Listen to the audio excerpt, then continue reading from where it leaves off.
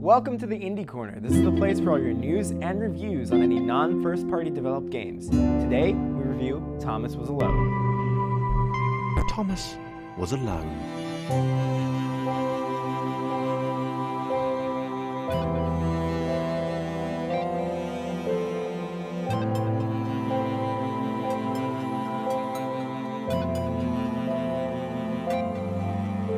Thomas Was Alone is a platformer/puzzle game available on Steam. You control Thomas, a red rectangle, alluded to be an AI in a computer system. Thomas wasn't alone for long, as he finds more friends in various quadrilateral forms to explore this digital world.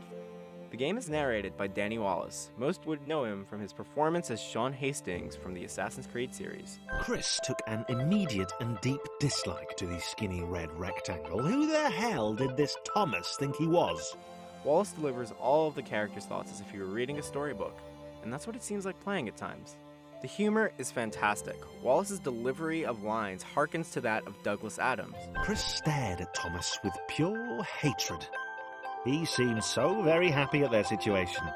Friends together, a brave fellowship of quadrilaterals on a quest for greatness. Thomas Was Alone simultaneously nods to the old style of platforming while injecting its own flavor of using every character to get through a level.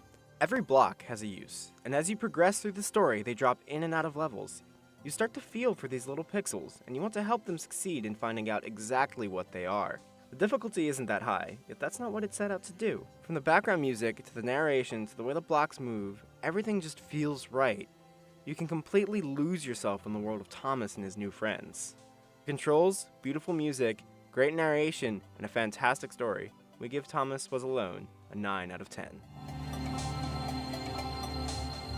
It is one of the first few games I could just point to somebody and be like, this is art as well. It is fantastic, it's beautiful, and the story is just so compelling. It, like, once you just start playing, you can't stop playing until you beat the game. Yeah. Another fantastic game with a compelling story was The Last of Us for the PlayStation 3. I didn't play it yet, don't talk about it. No. Okay, so I guess I'm going to have to do a spoiler-free review. Every so often, a game comes along that redefines what we consider to be a masterpiece. The Last of Us, the newest game by developer Naughty Dog for the PlayStation 3, is that game. Coming hot off of the success of the explosive Uncharted series, The Last of Us trades in witty banter and bombastic action sequences for raw emotion and tense stealth gameplay. The game takes place 20 years after the start of a fungal outbreak that sends the world into complete disarray. You play as Joel, a grizzled survivor who's tasked with protecting a young girl named Ellie as you make your way through this unforgiving world. To say much more about the story would be going into some heavy spoiler territory, although you'll probably be able to see some of the twists and story beats coming from a mile away. However, what makes the story in The Last of Us so great isn't the overall plot, but the relationships that are forged over the course of the game. The dynamic between Joel, a man who's committed his fair share of sins in the past, and Ellie, a stubborn young girl who doesn't know a world before the outbreak, is one that evolves realistically throughout the game. While they start out as a begrudging pair, they learn to depend and protect one another as they're put through increasingly dire situations. The gameplay in The Last of Us is a far cry from what most of us would expect from a typical third-person action game.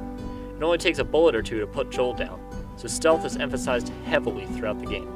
Spend most of your time slowly sneaking through abandoned buildings and overgrown streets as you dispatch your aggressors. The action can get frantic if you're spotted, especially with the limited amount of resources you have and the tenacity of the enemies. While the story hinges on escorting Ellie, you don't really have to worry about her during stealth or combat sequences. She sticks close to you and can handle herself for the most part. In fact, she's so unobtrusive that enemies will never notice her while she's sneaking around, occasionally breaking the immersion that the game so carefully sets up. Melee combat is unrefined and brutal, with most sequences more akin to savages beating each other than a carefully scripted fight scene. Factor in the zombies, who pursue you with a terrifying ferocity if you're spotted, and it quickly becomes apparent this is not for the faint of heart. However, don't let that turn you off from playing The Last of Us. It stands out as one of the finest accomplishments in modern gaming and simply must be experienced firsthand. We give The Last of Us 10 homemade shivs out of 10. I wish I had a PS3. Yeah, it's rough. Like, not like, no, it's great, but like playing this game is like, it like grabs you. Like it's so cinematic and it's so kind of like you're just constantly scrambling for new things and you're always running low on ammo. It's it's one of those things where it's like play it in short segments because it kind of like takes a toll on you. It's pretty great. Well, after the commercial break, we have a final review. Wait, there's another review? No. Oh, okay. Anyway, after the break, we'll have the final review and open discussion. But I thought